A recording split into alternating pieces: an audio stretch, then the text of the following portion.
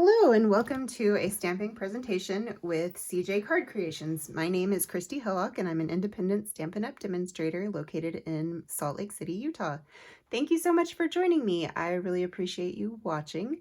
I hope that you'll give me a like or thumbs up, hit that subscribe button, share this video. That would be wonderful. And what would be even more fun is if you actually make the projects and then post it into either my Stampers group page or just share it in the comments of this video. So what we will be making tonight is this cute little box, and I have just some tips and tricks to make it a little easier for you. I did two different styles and I used two different tags. So this is the one that we're going to do tonight. So let's get started. First, what we need to do is bring out our Stampin' Trimmer and extend that arm. So we need a piece of pull party cardstock that is 5.5 by 7.5.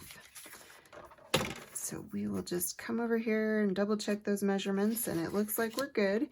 And then on this short side, we are going to score at 1.5 and again at 4. And so as you can see, I'm using the inches on the top of the trimmer.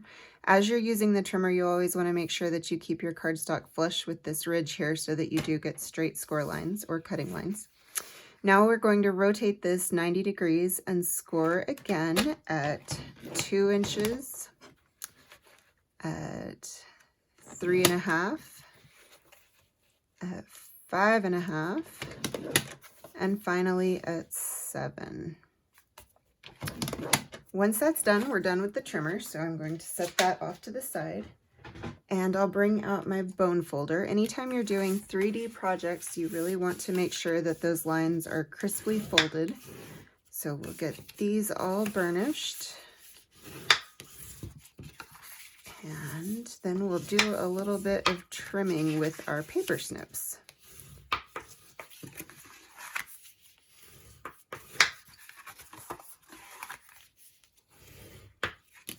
Okay, so now I need my snips, and I am just going to take this 1/2 inch section here and get rid of it. And again on the other side. Okay, brush that away. So this will come together like this, and you only want to cut apart the tabs for the bottom. So I am just going to trim up to that first score line, and then I'm also going to miter my edges here just so that it all folds together a little more nicely. Not quite so bulky if the scoring isn't exactly perfect.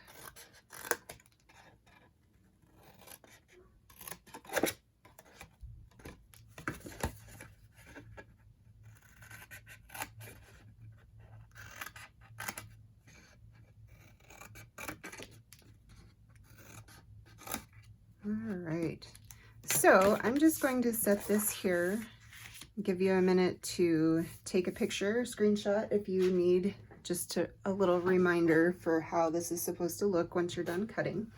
Now, I do recommend using liquid glue to adhere 3D projects. It just holds better than our standard seal. Seal Plus does also hold well, but it is a little more expensive. And then tear and tape works well for certain projects too, but I just always pull out my liquid adhesive. So we're just lining up the paper edge with that score line. Let that set, and now I'm going to fold in, oh, there's still a little strip in there. Fold in the sides, and then this is where my seam is, so this is my back. So I want this to be, I just want a score line as my edge in the front. So I'm going to fold in the front flap last. So again, I'm going to grab my liquid glue and just adhere this. Now this box is a great size for those Lindt truffles or Hershey's Kisses, different kinds of chocolates that you might have and want to share just a little bit more with your friends.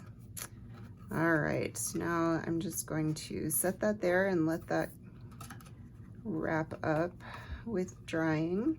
Now for the top, what we'll do is just kind of squeeze it together and then crease those lines. And that gives us kind of this milk carton shape that we're going for. Okay, we're done with that for the moment. The next thing that I want to do is take this tag, and this is the largest of the scalloped tag from the Tailor Made Tags Dies. And it is just a little bit longer than I want, so I'm going to bring my Stampin' Trimmer back in, and I want it to only be 3 1/8 inch total.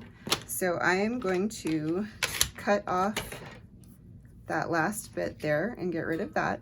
And now the next thing that I want to do is add 2 score lines so that this will fold easily over the top of the box. So I'm going to come in and score and get rid of my cutting blade here and score at 1 1/2 and then again at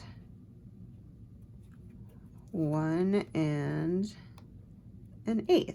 The Stampin' Trimmer actually measures all the way to 1/16, but I do try really hard not to use 1/16 because it just makes things a little too confusing. Okay, so again, I'm going to burnish these score lines, and the next thing that I want to do is adhere this and my ribbon. So I'm using the Cherry Cobbler and Gold 3/8 inch ribbon tonight with this project. And I am just going to run it through the inside of the tag hole. Let's see, and it does just help to roll it up a little bit. This ribbon does fray fairly easily, so once I'm done with getting the knot tied and everything, then I will go ahead and trim it again. Apparently it doesn't want to cooperate, so let's try this other end.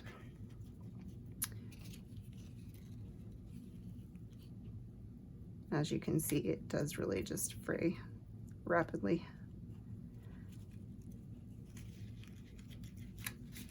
Okay, so I'm going to go ahead and pull that through, and I'm just making sure that it's flat on the inside here. And then we are going to measure out how much we want. So I'll just pull this back through a little bit. Okay. Now the next thing that I'm going to do is adhere some Designer Series paper to the front of the box. So this piece measures 1 7/8, yes, by 2 3/8. So it's just an 1/8 inch smaller than this rectangle.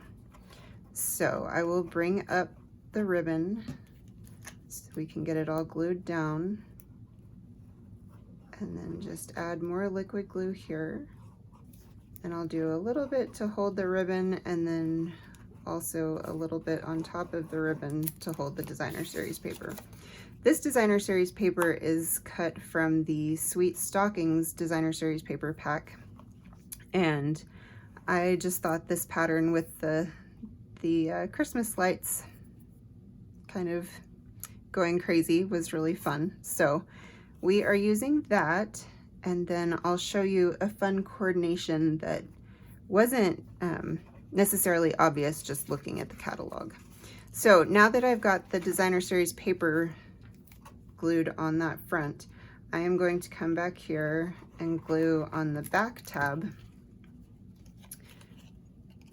with this guy.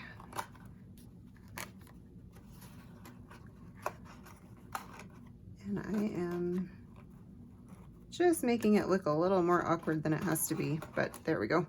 All right, so because that ribbon adds a little bit of bulk just right in the center, I am just going to hold it down to make sure that the sides of the cardstock adhere to the back of the box. So once I've given that just a minute to dry, then we'll be ready to move on. Okay, so I'm going to set that aside for just a moment, and I'm bringing in another piece of Pool Party. This is just a scrap piece here, and I just want to cut a small oval from my double oval punch. So now I'm going to bring in a stamp from Little Delights, this Ho Ho Ho, and I'm going to use my Memento black ink for this. And I just want this straight, and there we go. So now we're ready for the next bit.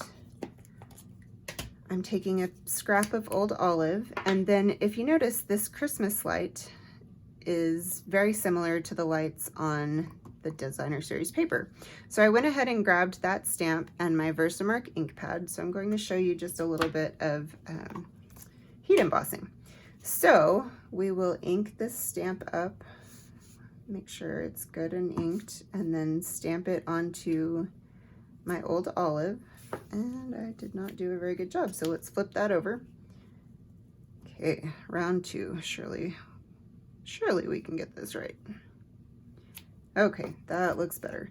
Now I'm going to bring in my high-tech coffee filter and my clear embossing powder, and I'm just going to sprinkle the embossing powder all over the stamped image.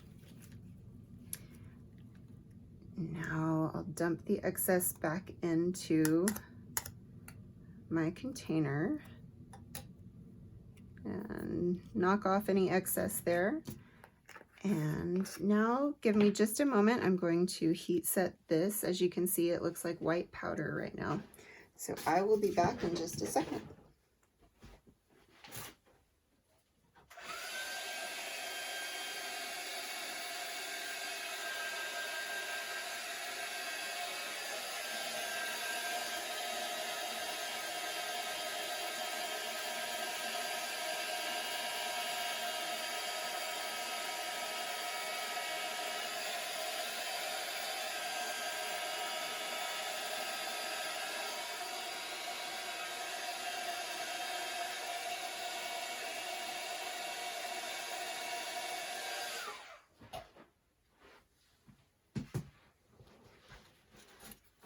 And I'm back, and as you can see, this is now clear and shiny.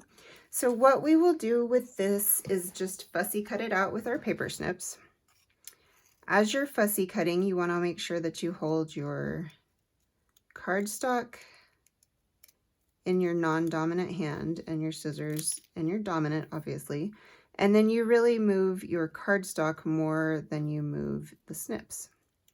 You do just want to leave a slight halo around the stamped image, and the eye does not really notice that halo, but it gives you a little bit of wiggle room for fixing spots that you don't feel are even enough, or any other errors that you might make. So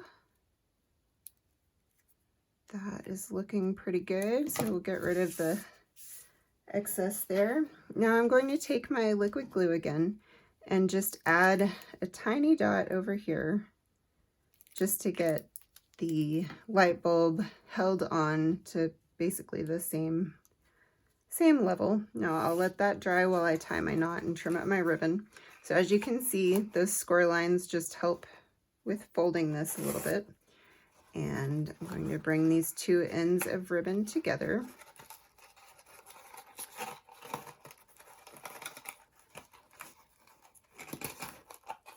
And I'm just going to tie a sort of loose knot. With this wider ribbon, I feel like that comes out looking nice and clean. So we'll trim these frayed ends now that I'm done manipulating the ribbon. Okay, now the last thing that we are going to do here is bring in some Stampin' Dimensionals and flip this over. So I just needed 2 of the large ones. And then I brought in 1 of the small ones just to help hold that light bulb just a little bit better.